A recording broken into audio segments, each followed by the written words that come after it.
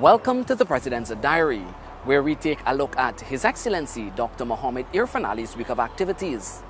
His Excellency started his week by attending the 133rd anniversary of Pakuri, formerly known as the St. Cuthbert's Mission. You have the freedom to make choices that are good for you and good for your communities. And in exercising that freedom, all I ask humbly of you is to always be responsible in exercising that freedom. And the government I lead would work every single day to ensure that your rights to exercise that freedom is never ever taken away from you, but is given to you stronger and better. Dr. Ali also announced that government will be expanding the agri-sector to cushion the effects of the rising cost of living in the long term. We have taken many initiatives to help with the cost of living. We can go and share out more vouchers. We can go and give food to communities. But this will only be the short-term solution. What I want us to do now is to embrace a vision for a long-term solution. So never again must we find ourselves in a position where important exports are not imports are not even available for you to get food on the table. To do that requires all of us to play part. That is why we are going to launch one of the most aggressive agricultural drives you have ever seen in the history of this country. Every community will be involved in the vision of growing food, producing food, so that we must be self-sufficient in every single area. We have been blessed with fresh water. We have been blessed with arable lands. We have been blessed with talented people. We now have to give duty to that blessings. Government will also soon launch a hatching egg project to capitalize on this lucrative market, with Pakuri as one of the villages to benefit. So for this community, we are going to engage the Tushao in building one of the largest projects ever in the history of this country. And that is the production of hatching eggs to meet the demand of our local market and local poultry producers. We're talking about the production annually of more than 30 million eggs to be part of the regional system, all of which is imported today. Pakuri, the only Amerindian village in Region 4, marked the occasion with cultural presentations and sporting activities.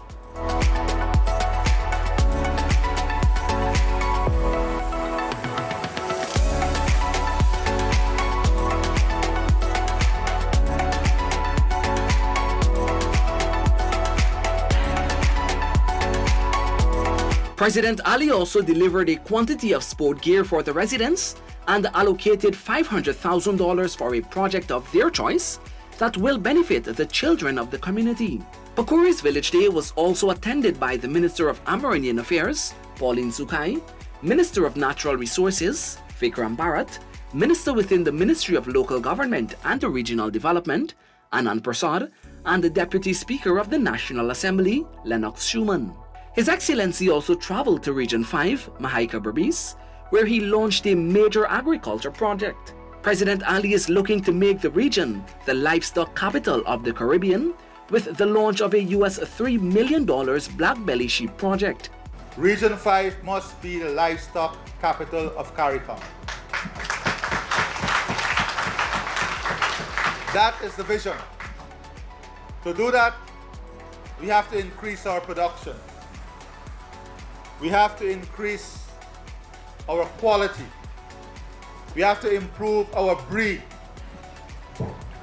We have to use more advanced technology.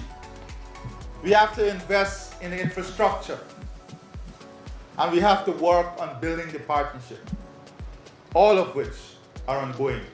President Ali said the world import value on mutton and mutton products stands at US $8 billion, with CARICOM alone importing 7,900 tons of mutton at US $48 million annually. We have already agreed with Barbados that Guyana and Barbados would do a joint project to supply the Barbados market strictly from Guyana to start with. That is a market with a value of 6.8 billion United States dollars. We have right within our arm's reach a market that can generate a value of 48 million United States dollars. And who supply CARICOM right now? Australia and New Zealand. With the cost of freight and logistics cost increases, it is becoming more and more expensive. That is why this is a low-hanging fruit. CARICOM is right within our arm reach. And this is the first target market. Dr. Ali said that there must be consistency if Guyana is to tap into the available market.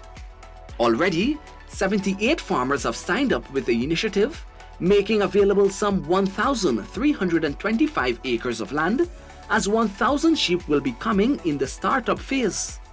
One Guyana requires all of us to work together, hold hands together, advance on the cause for development together.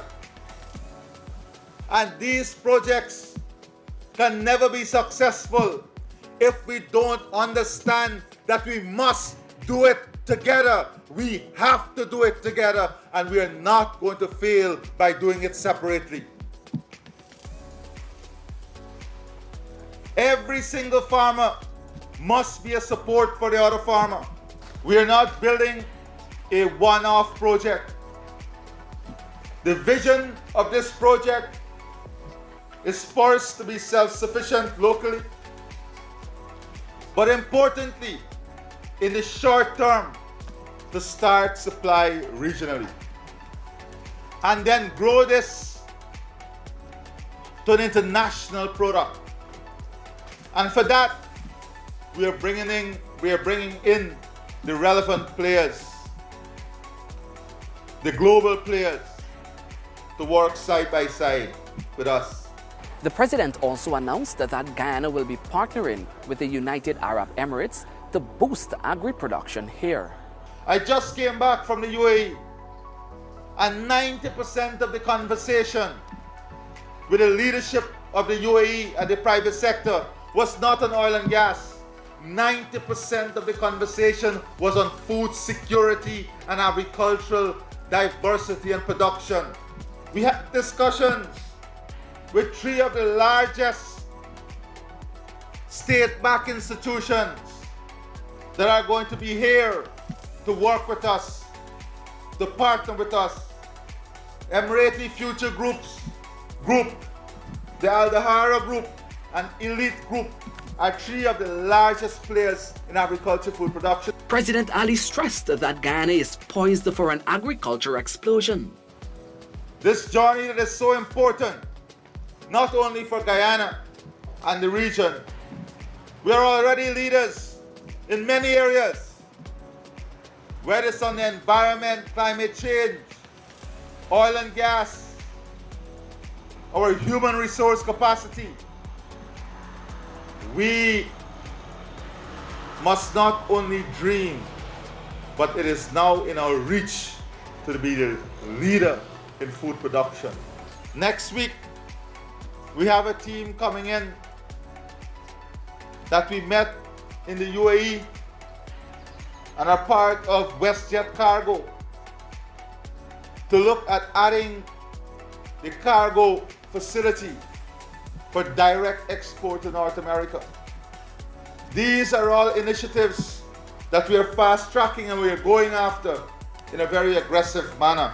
His Excellency also attended the launch of a master's degree program in strategic development studies at the University of Guyana's Institute for human resilience, strategic security, and the future. The head of state said security is only one component of strategic development.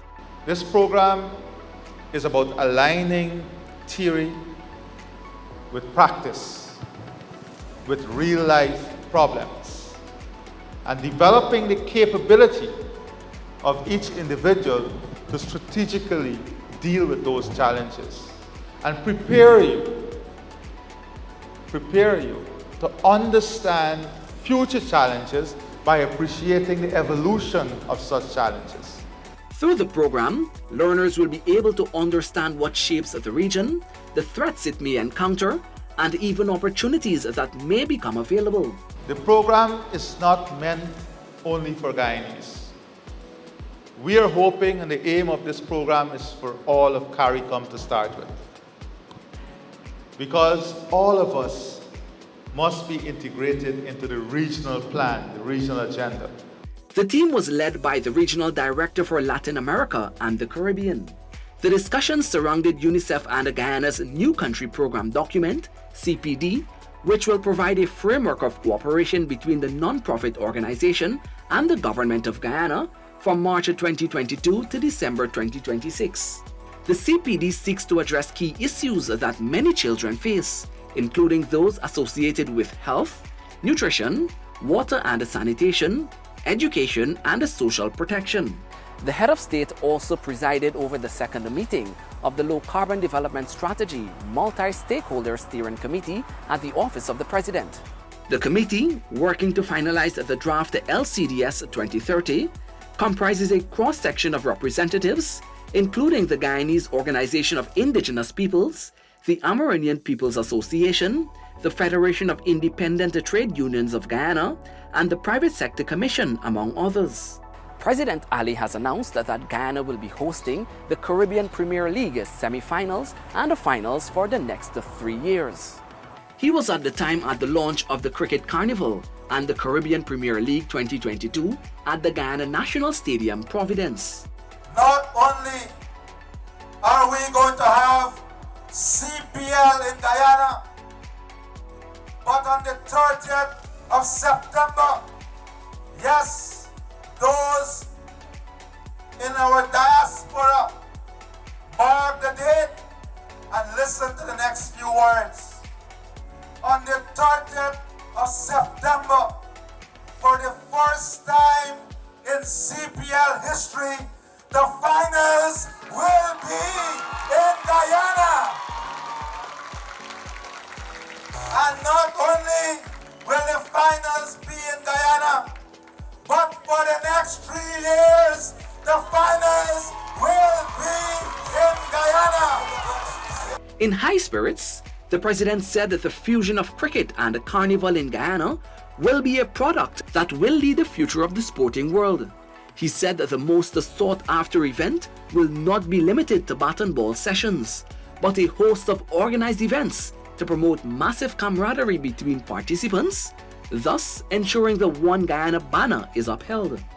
As we continue this journey of building a strong country, a journey in which we are building not only sectors, but we are building communities. We are bringing people together. We are unifying our country. And there is no better way than through sports and culture. The Commander-in-Chief of the Armed Forces also presented soldiers, including officers, with medals at the annual Guyana Defense Force Medal Presentation Parade. This has been the President's Diary, where we took a look at His Excellency Dr. President Irfaan Ali's week of activities.